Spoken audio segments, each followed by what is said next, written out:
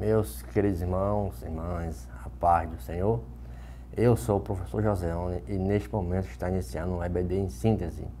Este programa ele é de inteira responsabilidade do Departamento de Ensino da Igreja Evangélica Assembleia de Deus em Mossoró.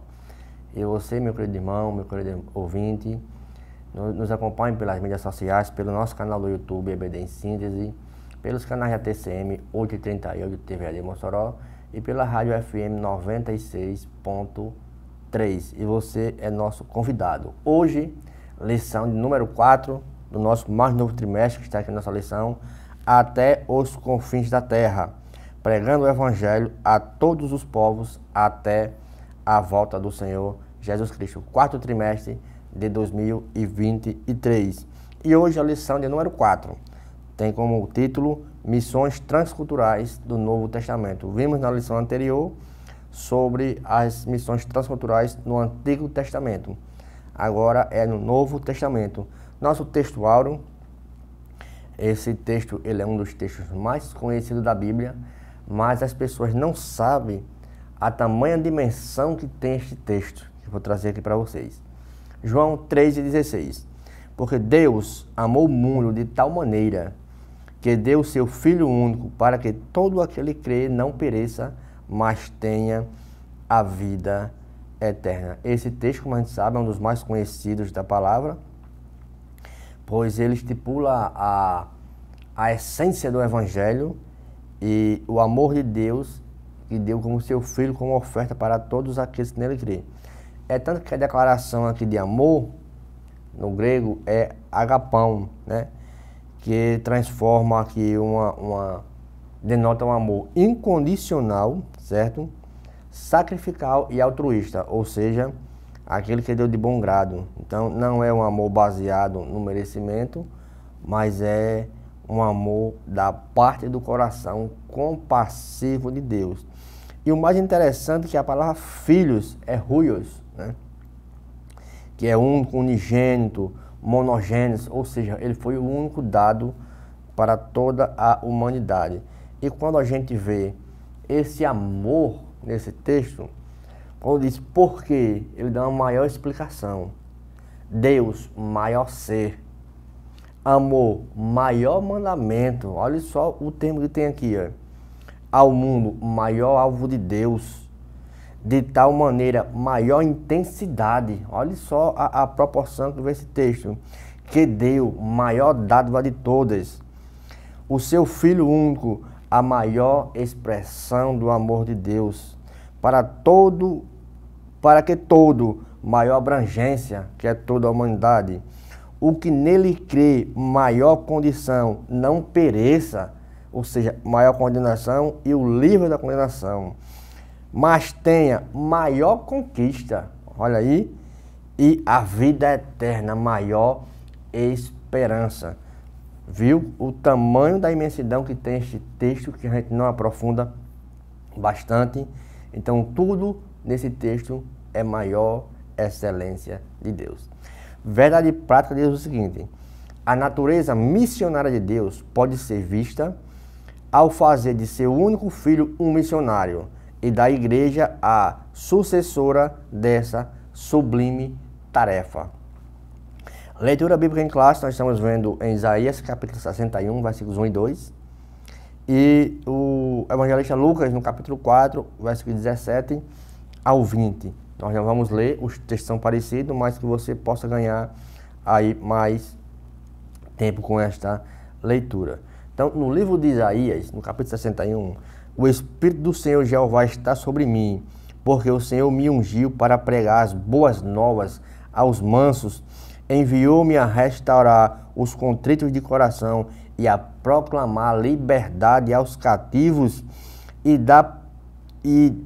dos cativos e abertura da prisão aos presos. Então, assim, veja bem, então, essas palavras do profeta Isaías descrevem o quê? A missão do Messias, que seria ungido pelo Espírito de Deus para cumprir uma série de propósitos específicos, ou seja, Jesus ele aplica isso a si mesmo. E o mais interessante é que ele diz, e apregoar o ano aceitável do Senhor. Então, essa parte do ano aceitável ela fala de um propósito da missão, né? Que inclui proclamar o ano aceitável do Senhor, um tempo de favor de graça, certo? Um ano aceitável.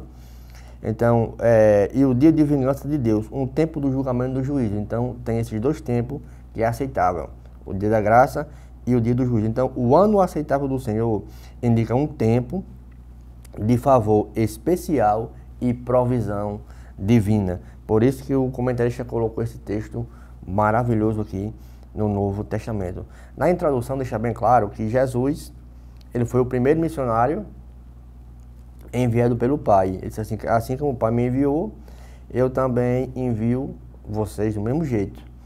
E ele diz também que vai fazer dos seus discípulos pescadores de homem. Então, a introdução, ela nos destaca que Jesus, no Novo Testamento, como ele foi o precursor do trabalho missionário, seria continuado por seus seguidores, que ele disse que vocês vinham após mim e vou fazer pescadores de homem, e isso dá uma continuidade, certo? Há uma fundamental importância a compreender a expansão do reino de Deus, porque o próprio Cristo ele afirma que ele seria o reino.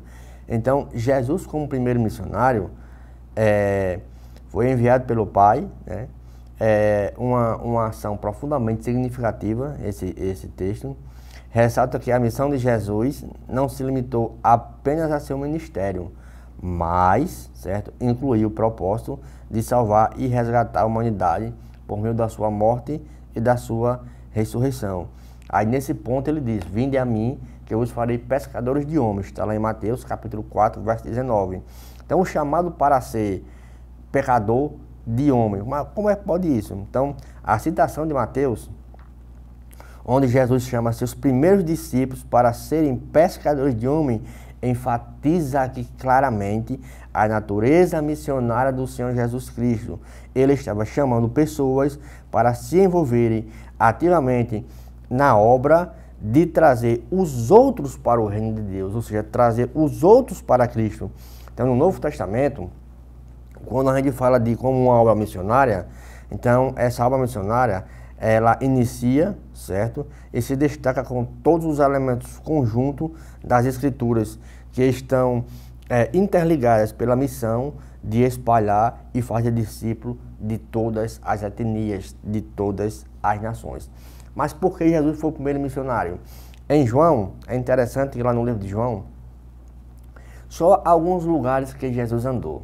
Olha só, Jesus andou em Betânia, ficava ao leste do Jordão, isso a gente vê em João 1:28, onde João Batista exercia o seu ministério e onde Jesus foi batizado. Então, o primeiro ponto onde Jesus andou. Em Betsaida, a gente vê no capítulo 1, versículo 43, né? Cidade dos discípulos, onde ele encontra justamente André, Pedro, Filipe e Natanael. Cana da Galileia, onde ele lá transformou água em vinho, João 2. Desce para Jerusalém, lá ele purifica o templo e conversa com Nicodemo sobre a pretensão de nascer de novo. Ele desce para Sicar, lá em Sicar ele encontra aquela mulher samaritana. Olha só os lugares que Jesus andou. No capítulo 4, Jesus desce novamente para Jerusalém e lá ele encontra o tanque de Betesda, no capítulo 5. Lá ele cura um paralítico, por isso que veio a pregar o nome do Senhor, dar vista aos cegos, curar os enfermos. De Betesda ele desce para Betânia, ficava próximo de Jerusalém. Lá ele ressuscita Lázaro. Jerusalém ainda, ele lava os pés do discípulo. No Getsemane, ele é preso. E lá no mar da Galileia, no mar de Tiberíades, ele aparece pela terceira vez aos seus discípulos. Então, veja onde Jesus, ele proclama. Então, Jesus, como primeiro missionário da Bíblia, ou do Novo Testamento, de Gênesis a Apocalipse oferece isso, um termo bem de um Deus de enviar o seu Filho. Então, Deus, missionário revelado no Novo Testamento. Então, a afirmação da Bíblia é o livro eminentemente missionário, devido que a inspiração fundamental de que o próprio Deus é descrito aquele a quem envia. Então, Deus, ele é o próprio autor, e quando recebe uma missão, a gente recebe uma tarefa, e essa missão a gente tem que obedecer de acordo com os parâmetros do Novo Testamento. Então, Israel, ele foi um instrumento do Antigo Testamento, E no Novo Testamento ele transmite essa função para a igreja do Senhor. Então a missão de Deus é continuar pela igreja, pelos seus servos, dando continuidade ao ponto crucial de marcar a transição do antigo para o novo pacto, para que as pessoas conheçam e sejam comissionadas para que o evangelho seja pregado para todo mundo em testemunho de todas as gentes. Aí sim saberemos onde a volta de Cristo ele vai enfatizar nesse ponto. Então, no livro, ele, na perspectiva do movimento cristão, ele destaca que é uma fonte valiosa que explora a natureza missionária de Deus e a responsabilidade da igreja na grande comissão. Meus queridos irmãos, não saia do seu local, que logo logo iniciaremos o bloco 2 com o tema Missões nos Evangelhos e em Atos dos Apóstolos. Não saia, voltamos já. Olá, meus queridos, estamos de volta agora com o bloco 2, que tem como título Missões nos Evangelhos e em Atos dos Apóstolos.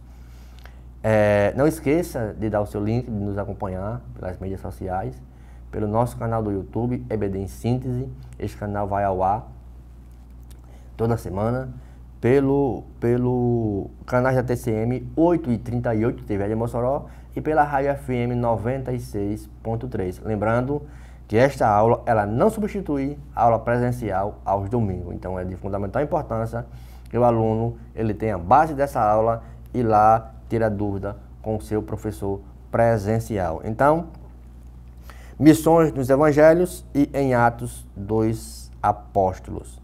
É interessante que, de acordo com os evangelhos, Jesus ele é enviado de Deus para salvar e tornar o seu povo uma agenda missionária, né? Então, seu ministério foi marcado por ações missionárias.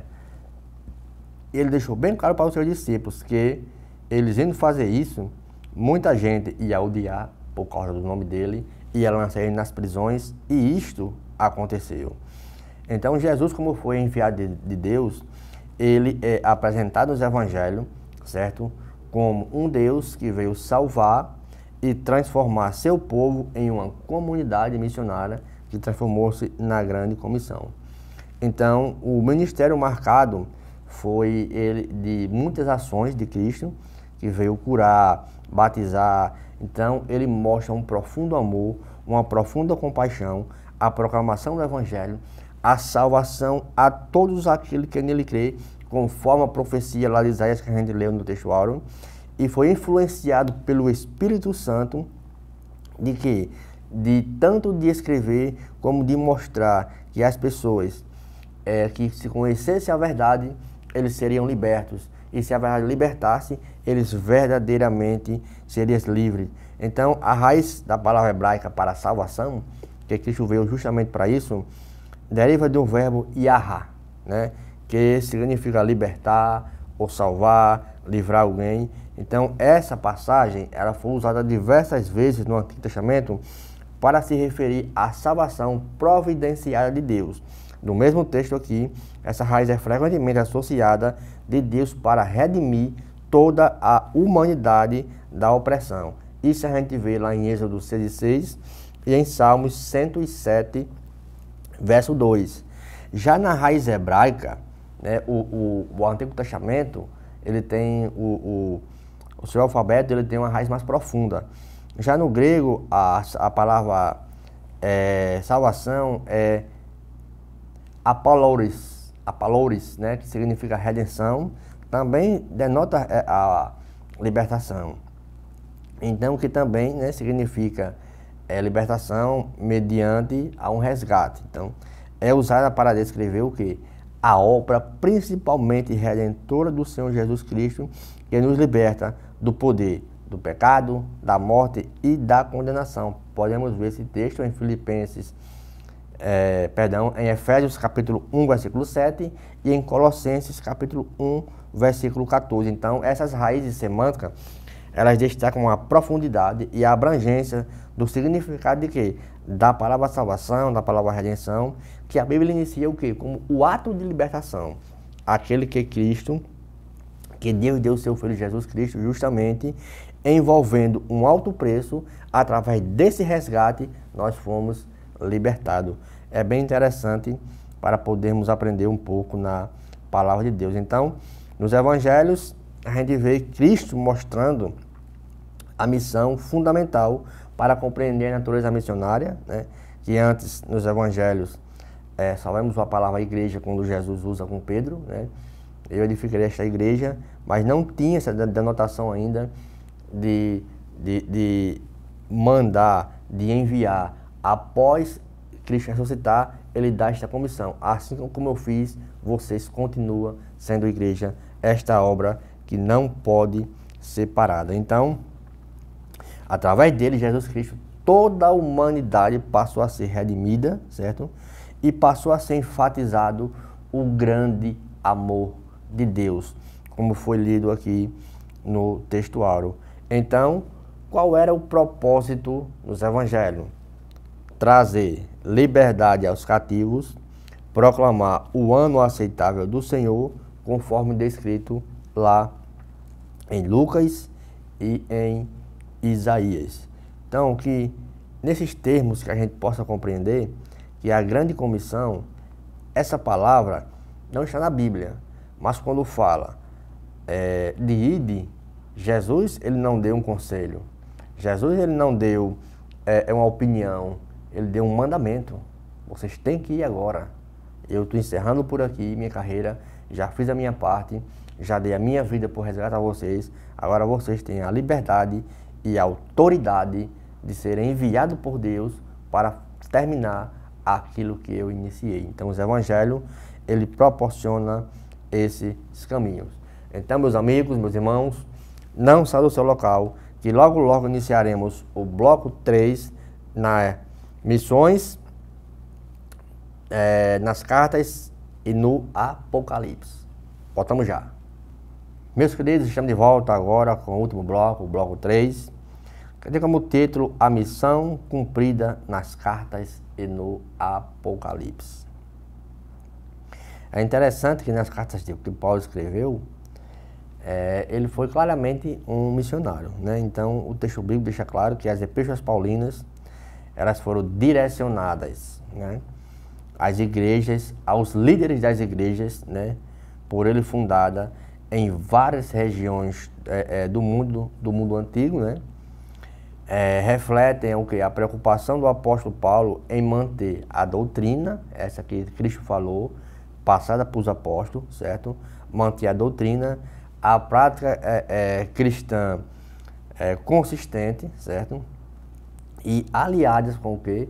Com o evangelho. Então, este era o propósito. Então, nós vemos aqui na carta aos Romanos, primeiramente, ela é uma obra maravilhosa, podemos chamar de obra-prima, né? Ela universalmente fala do pecado, da justificação da fé em Jesus Cristo.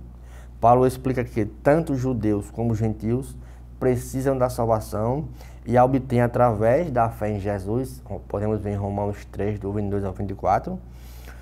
Contudo, certo? E John Stott, ele faz no seu livro, na mensagem romano, ele diz que lá a justiça de Deus é a justiça que ele dá, não que ele exige. Olha só como é interessante. Já nas cartas aos Efésios, trata diretamente para a igreja. John Stott observa que a carta aos Efésios enfatiza a unidade da igreja, que é alcançada através da reconciliação, olha só, em Cristo, né? Paulo usa a metáfora de demolir o muro que separava, né, entre judeus, gregos, e ilustra a nova comunhão. Onde ele diz vai derrubar a parede da separação, lá no templo, mas a gente sabe que tem os átrios. Esses átrios tinham os átrios do sacerdote, os átrios das mulheres, os átrios dos homens, os átrios dos pecadores, os átrios daqueles que estavam lá isolados. E Cristo disse assim, dos gentios principalmente, e Cristo disse assim, eu vou derrubar a parede que separa isso. Quando ele morreu, ele justamente fez com que ele prometeu. É tanto que em Timóteo e Tito, ele fala em uma liderança espiritual, sempre trazendo o foco de Cristo, certo? Sempre mostrando às pessoas, nas cartas que são para a liderança, para que essa liderança não perdesse o foco, que o foco era justamente ganhar almas e manter a tradição. Então, Timóteo e Tito, ele destaca que as cartas são direcionadas, certo? Principalmente às igrejas locais.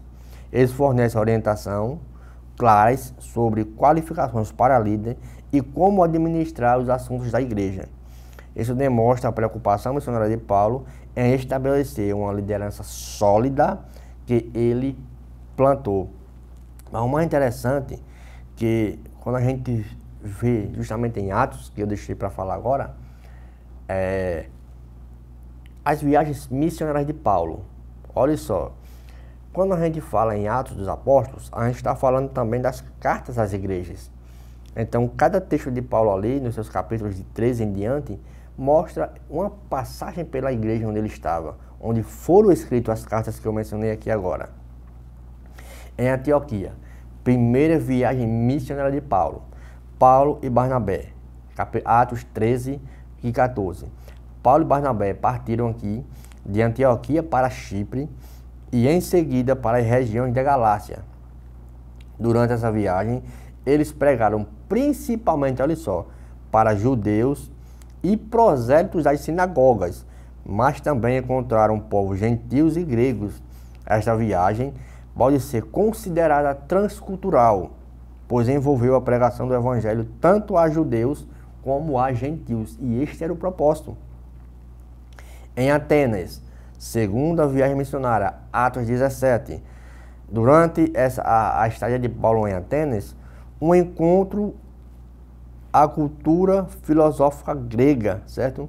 Ele fez um discurso ali naquela parte mais elevada, que era no Areópago, que era onde as pessoas ficavam em um púlpito mais elevado, e ele começou a pregar mostrando Cristo, adaptando a sua mensagem ao contexto intelectual da cidade.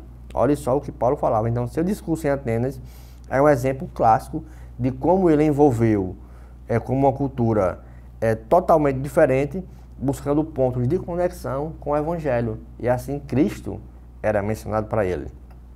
Em Corinto, ainda na segunda viagem missionária, lá no capítulo 18, Corinto era uma cidade cosmopolita e diversificada de todo tipo de culturas, todo tipo de etnias, né? Que lá era um porto. Então Paulo, ele se envolveu com judeus e gentios também, e sua mensagem teve que ser ajustada para se encaixar nas diferentes perspectivas culturais presentes naquela cidade. Então veja só o que as missões transculturais ela proporciona a seus líderes. Em Efésios, na terceira viagem missionária, era uma cidade rica e muito importante da Ásia Menor, né? Conhecida por seu culto à deusa Artemis.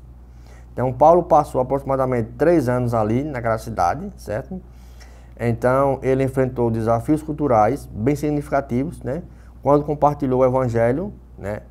E foi estabelecida ali uma igreja bastante forte, que é mencionado também no livro de Apocalipse. E lá ele coloca Cristo lá, como ele vê aquela mensagem ao Deus desconhecido. Ele diz, pronto, é agora onde eu vou encaixar justamente a magnitude do Evangelho. E em Roma, capítulo 28 de Atos, foi o final da sua carreira, que ele foi para Roma. Então, ali estava o coração do Império Romano, né?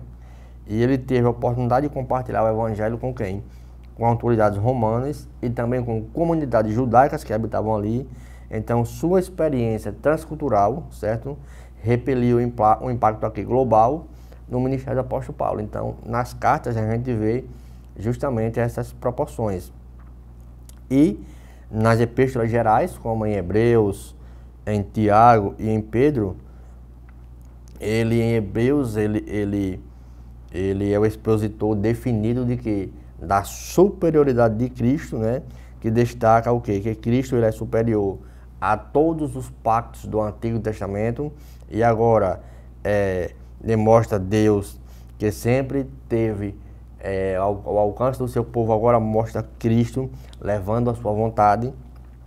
Na carta de Tiago ele mostra ali uma fé viva. Então essa fé viva mostra justamente para os irmãos ser enfatizado que a fé sem obra era morta, ou seja, ele tinha que ter fé, mas também tinha que ter ação. Ele tinha que orar, mas também tinha que sair para evangelizar. Esta era a grande proporção.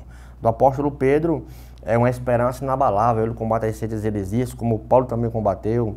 Então as cartas falam justamente da identidade, da esperança dos crentes em Cristo. Então essa é a grande proporção. Já no livro de Apocalipse, ele mostra ali as 7 igrejas da Ásia, em todos os tempos, enfatiza a importância de manter a fidelidade em Cristo e o chamado à missão de proclamar o Evangelho.